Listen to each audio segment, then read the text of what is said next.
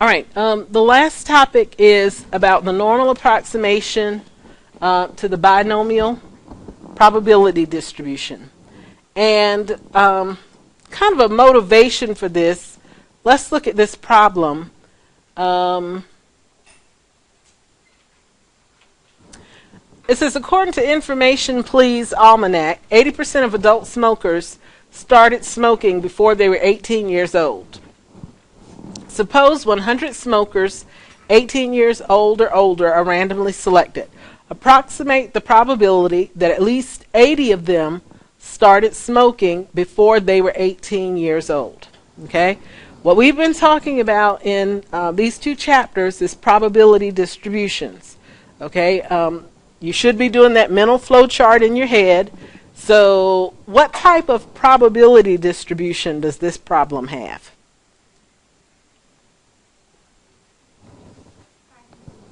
Binomial. Very good. This is a binomial problem. Okay? When we look at it, it has what? Okay, it gave us percentages. Is that what you said? Okay, so fixed percentage, the probability of success, in this case being you started smoking before you were 18. That's the same for each trial. The trials are independent. We got a fixed number of trials, and there are two outcomes. You either started before you were 18 or you did not. Okay, so this meets the criteria for the binomial experiment. However, almost 20 years ago when I started teaching here, we didn't have $100 calculators that would, kind of add these things up for us. We had to pretty much either use a table in the back of the book or use the binomial formula a lot of times. And so in this probability, it says the probability that at least 80 of them started smoking before they were 18 years old. We would have to calculate probabilities for 80, 81, 82, 83, 84, 85, all the way up to 100. Who would want to do that? Nobody. Okay? So some smart person along the way realized that the binomial distribution, if we look at its entire probability histogram, okay, and we kind of saw this in some of our examples, but it has what type of a shape? Looks like it's bell-shaped. It's approximately normal. Okay, so that's really good for us to know. Remember when we did the boys and girls example, how the probabilities were 1/8 on the ends and 3/8 in the middle? That was a really small example, but you could already see there that it was starting to have that normal distribution. So with the binomial distribution, this is what we can expect. So we can do an approximation, and we've got to do some little things to help us do that. But the rule is, it says if NP times 1 minus P, or N times P times Q, is greater than or equal to 10, the binomial random variable X is approximately normally distributed with mean mu equals N times P. This is what we learned that the mean of the binomial was earlier. And standard deviation, the square root of N times P times Q. I prefer to write N times P times Q.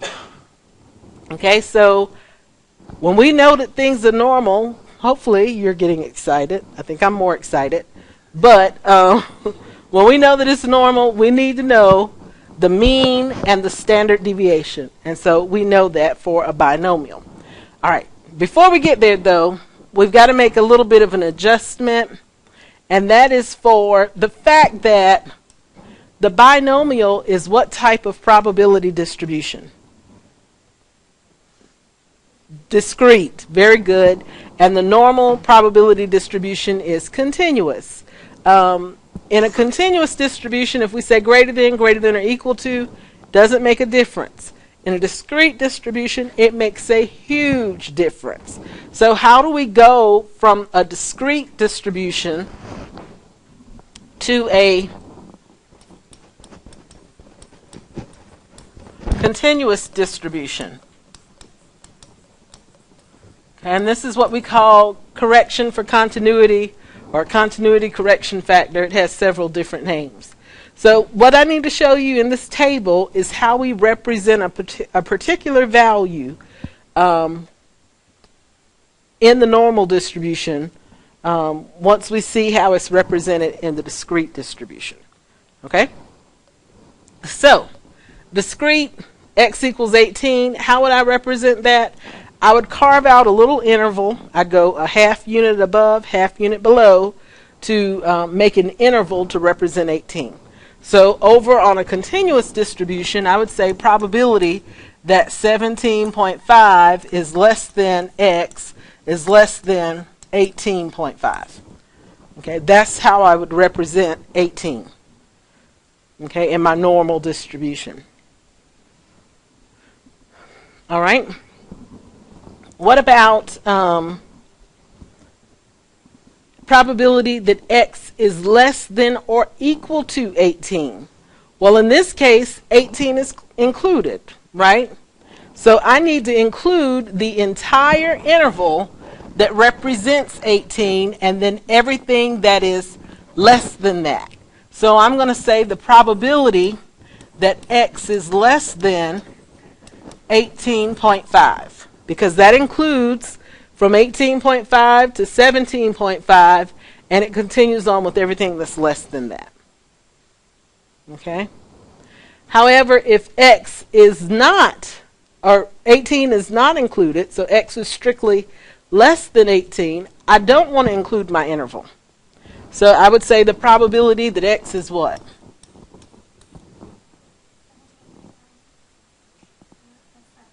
Less than 17.5. Less than 17.5. The interval from 17.5 to 18.5, that represents 18 for us now. And so if I don't want 18 included, I've got to go below that interval. Okay? If we had x greater than or equal to 18, how do you think that would work?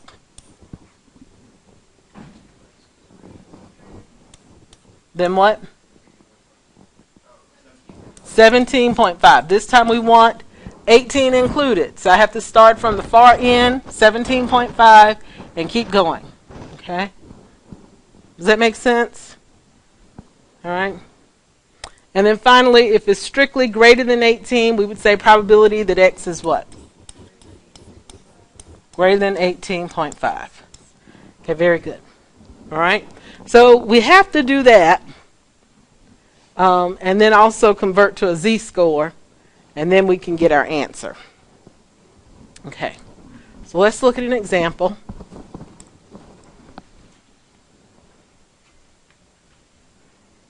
And don't forget, I said it up top, but the mean of the binomial is x times p, and the standard deviation of the binomial is the square root of n times, the mean of the binomial is n times p, and the standard deviation is n times p times q. Okay.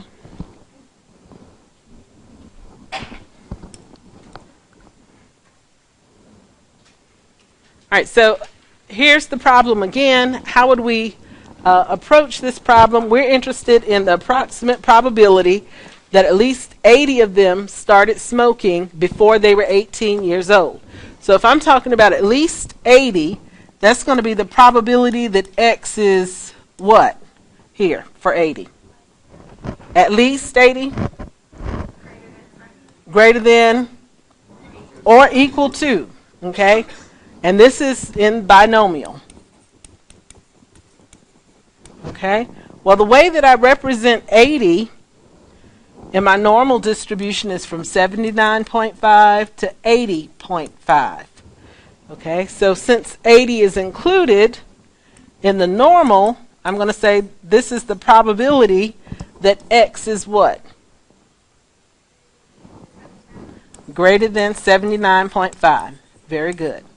Okay, now we're talking about a normal distribution. And so I'm going to calculate my z-score, and I should have, before I did this, make sure that it was appropriate to do the test.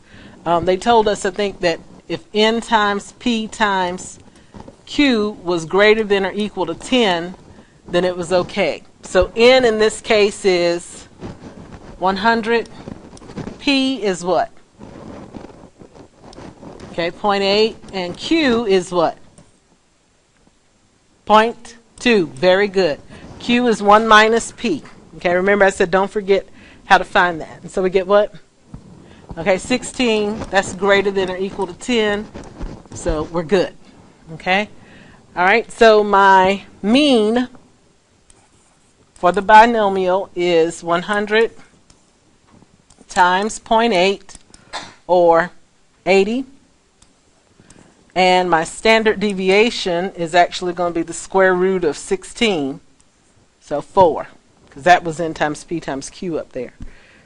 So we get z equals 79.5 minus 80 over 4.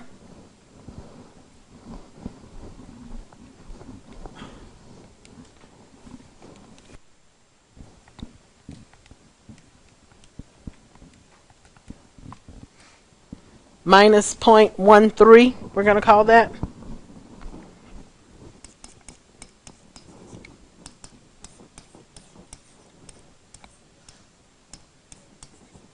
Okay, and so we can use our calculator or table.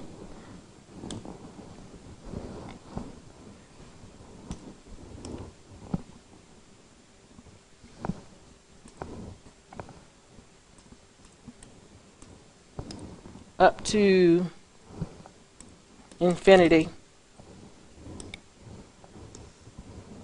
I got 0.5517.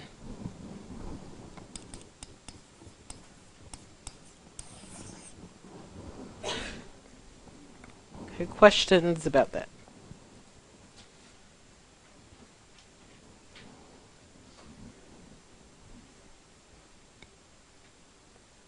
Okay, good. And so, I mean, we do the same thing, you know, in different ways. Now, was that a lot to go through? Yes. Do we still have to go through that? Well, no, because we got $100 calculators. Okay, remember, this is, you know, in the new millennium, we've got Binomial CDF on the calculator. And we could get the calculator to add up for us probabilities from 0 to what? To 79, right? And then do what with that number?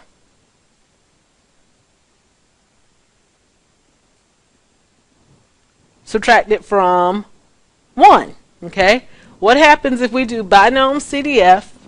I'm going to say 1 minus binomial CDF. N is 100.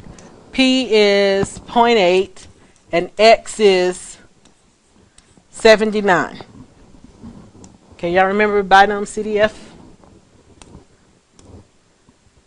Alpha B. Okay, so syntax is NPX.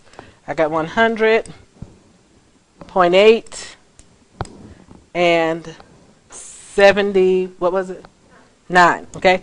Don't get confused about this and what we did. Okay, this is entirely separate from the process. We're doing just straight binomial except with the help of our calculator. All right, did I do 1 minus? Okay, good. All right, so 1 minus gives us 0.5594. Okay, this is an exact answer. The calculator uses the formula, gives us an exact answer. This is an approximation. Okay, do I really care which one you use? No, I don't. Okay, however, the answer that you would see listed amongst the choices is going to be this one. So you've got to be comfortable enough with this being the answer, although this might be what you get on the calculator if you do, you know, the binomial CDF method. Okay.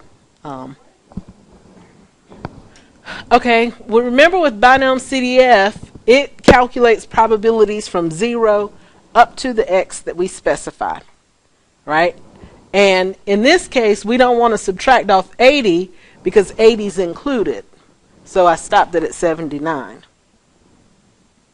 Okay. Other questions? All right. Want to look at B.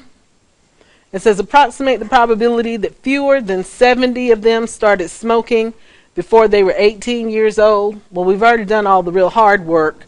We recognized that it was binomial. We also recognized that, we didn't want to have to calculate all these by hand. So we're either going to do an approximation, or if you choose, you're going to do the calculator. Okay, I'm going to look at probability that X is less than 70. Very good. 70 is going to be represented by what? To 70.5. Okay, so then in the normal, we're talking about the probability that X is less than what? 69.5. Okay, and so I'm going to convert that to a z-score. So z equals 69.5 minus my mean of 80 over the standard deviation of 4.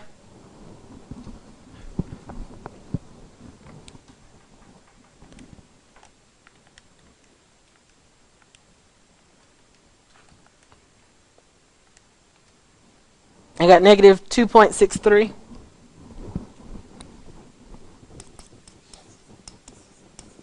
So we're talking about the probability that z is less than negative 2.63. Okay, so on our calculator we could go from minus infinity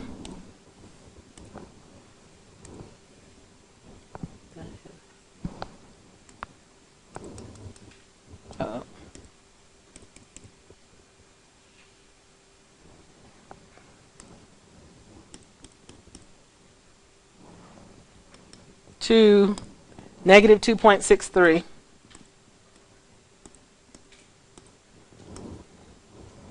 And we get 0.0043.